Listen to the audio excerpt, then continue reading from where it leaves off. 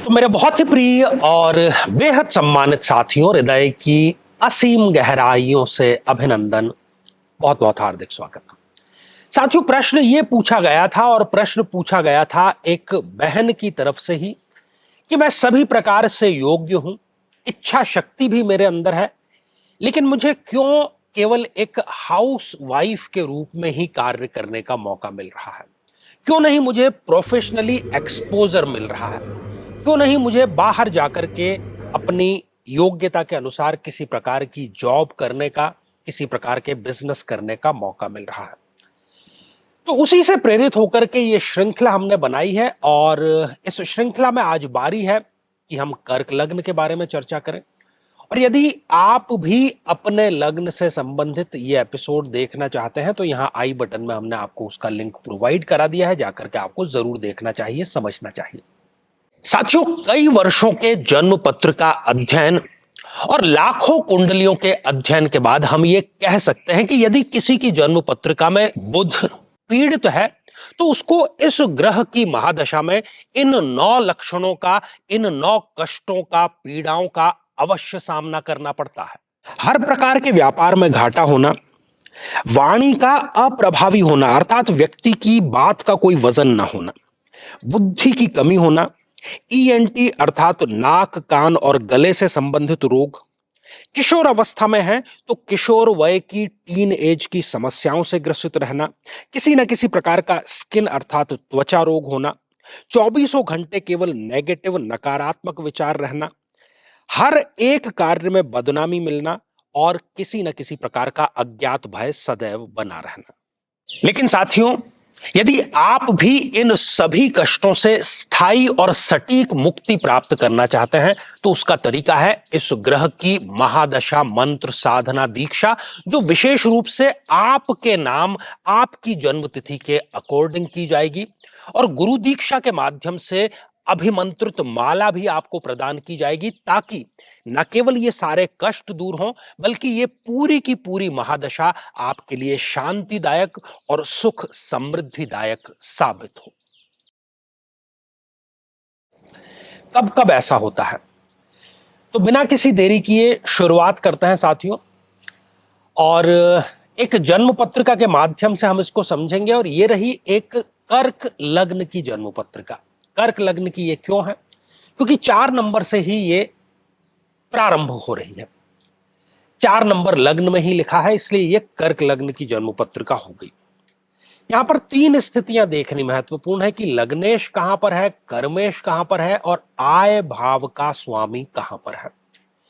सबसे पहली बात, यदि चंद्रमा जो कि स्वयं है, लग्नेश है, यदि वो छठे, 8वें या 12वें भाव में जाकर के बैठ जाए तो यही स्थिति होती है कि हर प्रकार से योग्य होने के बावजूद भी, डिग्रीधारी होने के बावजूद भी विवाह के पश्चात केवल इन्हें एक हाउस वाइफ के रूप में आगे की जो जिंदगी है वो बितानी पड़ती है। इतना ही नहीं, अपनी माता से भी और सासू मां के साथ भी इनके जो संबंध है वो बहुत अच्छे कभी भी नहीं रहते। किसी न किसी प्रकार का गुप्त रोग जो है वो भी यहां पर होते हुए देखा गया है। कफ से संबंधित समस्या, मानसिक समस्या, शीतलता जन्य जितनी समस्याएं होती है वो सारी समस्याएं भी इनको खास तौर पर देखी जाती है, और वो भी चंद्रमा की दशा अंतर दशा में।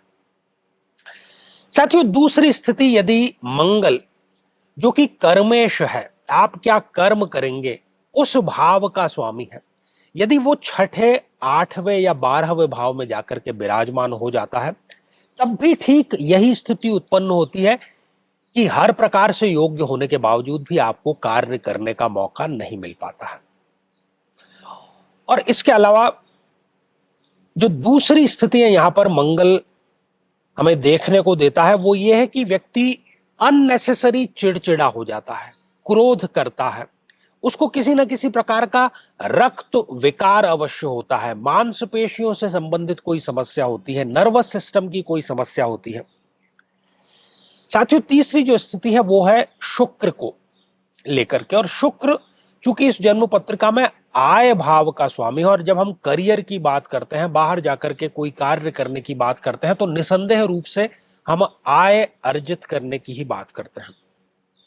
तो आय भाव का स्वामी होते हुए शुक्र यदि छठे, 8वें या 12वें भाव में विराजमान हो जाए तब भी यही स्थिति उत्पन्न करता है। वो हर प्रकार से ये बहन योग्य होती है, लेकिन उनको कार्य करने का मौका नहीं मिल पाता है।